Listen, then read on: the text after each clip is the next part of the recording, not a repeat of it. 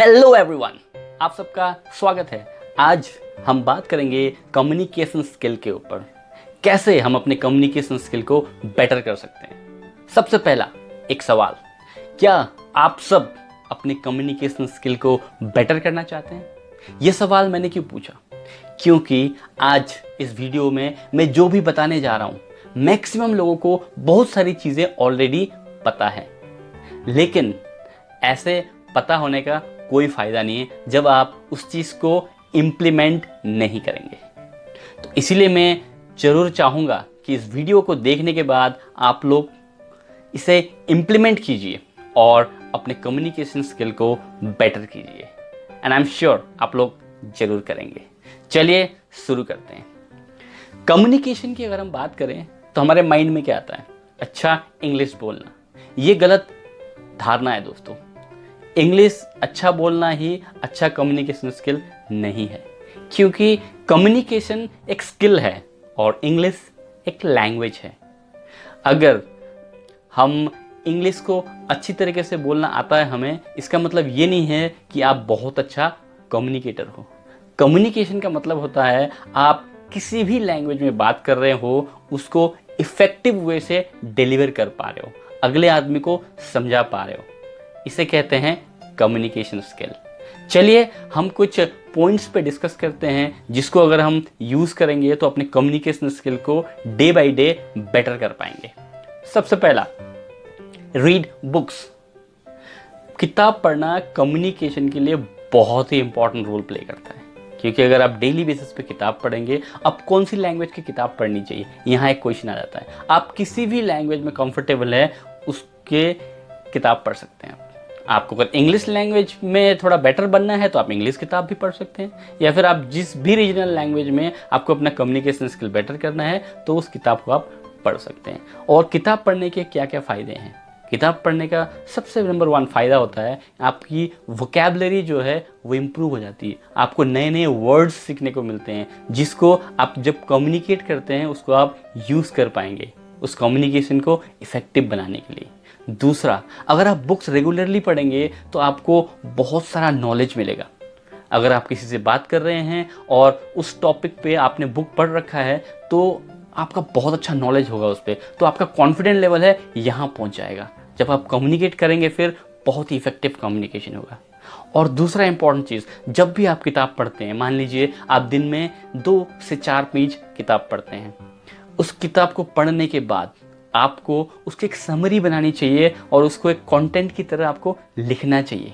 जब आप ऐसा करेंगे तो आपका एक हैबिट डेवलप हो जाएगा एक सेंटेंसेस बनाने के लिए, कैसे सेंटेंसेस फॉर्म होती है। तो ये चीज़ें जब आप कम्युनिकेट करोगे बहुत ज़्यादा बेनिफिट देगा दोस्तों। उसके बाद आपको जितने भी सक्सेसफुल लीडर्स हैं, जो बेस्ट कम्युनिकेटर्स हैं, उनकी ऑडियो सुननी चाहिए डेली 10 से 15 मिनट। जब भी आप ट्रैवलिंग कर रहे हो, आप ऑफिस जा रहे हो, स्कूल जा रहे हो, कॉलेज जा रहे हो, जहाँ भी जा रहे हो, ट्रैवलिंग कर रहे हो, उस टाइम आपको इस टाइम को यूटिलाइज करना चाहिए और उनके ऑडियोस डेली बेसिस पे सुनना चाहिए। इसका क्या फ़ायदे हैं? इसके बहुत सारे फ़ायदे हैं। जब भी वो बात करते हैं आप सुनते रहेंगे डेली बेसिस पे, तो आपको पता चलेगा किस तरीके से वो बात करते हैं, कहाँ वो पॉज लेते हैं, कहाँ वो बोलते हैं। तो इस तरीके का आइडिया आपको मिल जाएगा कैसे बात करना चाहिए। और दूसरा, आपको जो भी सक्सेसफुल लीडर्स हैं उनके इंटरव्यूज़ देखनी चाहिए। उसमें आपको पता चलेगा कि वो लीडर्स कैसे आंसर करते हैं चीज़ों का।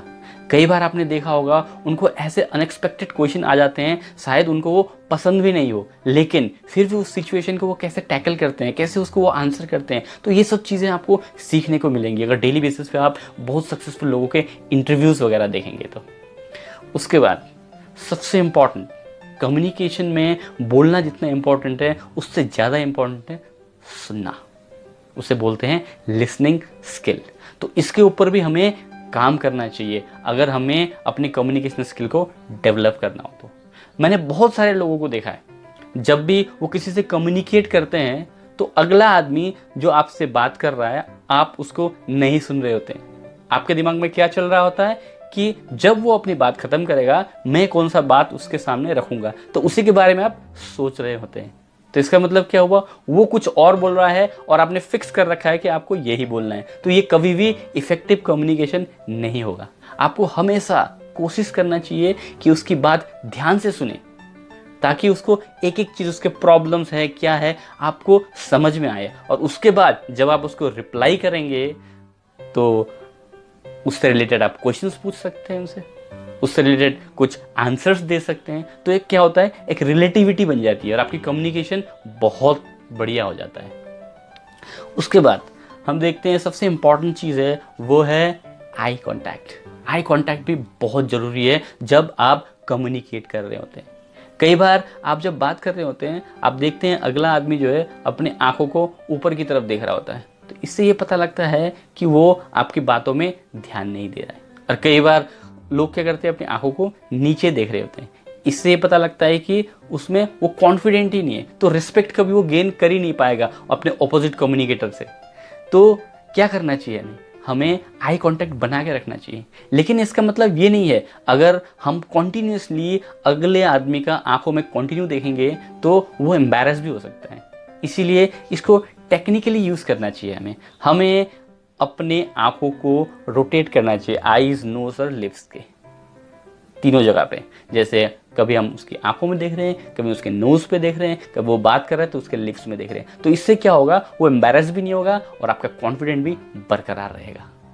उसके बाद जो सबसे इंपॉर्टेंट है, बॉडी लैंग्वेज। बॉडी लैंग्वेज भी बहुत ज़्यादा मैटर करता है कम्युनिकेशन में। जब भी आप 1 to 1 कम्युनिकेट कर रहे हो, आपका हैंड मूवमेंट बहुत ज़रूरी है। वो अच्छा रिलेटिविटी क्रिएट करता है और हैंड मूवमेंट आपके बॉडी के बॉर्डर के अंदर ही होना चाहिए जब आप 1 to 1 बात कर रहे हैं। हाँ, अगर आप स्टेज में बात कर रहे हैं तो अपने हाथ को आप बहुत आगे तक ले जा सकते हैं, लेकिन 1 to 1 में आपके बॉडी के बॉर्डर के अंदर ही होना चाहिए आपके जो हैंड मूवमेंट है। ये बहुत ही इंपॉर्टेंट स्किल है, इसको आपको ध्यान रखना चाहिए।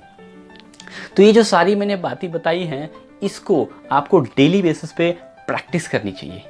इनिशियल स्टेज पे आपको थोड़ा एफर्ट देना पड़ेगा, एफर्ट लगेगा, मैं जानता हूँ, लेकिन धीरे धीरे जब ये आपके हैबिट में आ जाएगा फिर आपको एकदम एफर्टलेस हो जाएगा और ये आपके कम्युनिकेशन में अपने आप ही आ जाएगा, घुल मिल जाएगा आपके अंदर में, आपके पर्सनालिटी में। तो फिर एकदम ईजी हो जाएगा और आप बहुत ही इफेक्टिव कम्युनिकेटर बन जाएंगे। तो इसीलिए दोस्तों मैं चाहूँगा कि आप सब इनको इम्प्लीमेंट करें और अपने लाइफ में आगे बढ़ें। All the best. अगर आपने अभी तक मेरे चैनल को सब्सक्राइब नहीं किया है तो जरूर जरूर जरूर सब्सक्राइब कीजिएगा। Thank you very much. This is Rajiv Acharya signing off for today.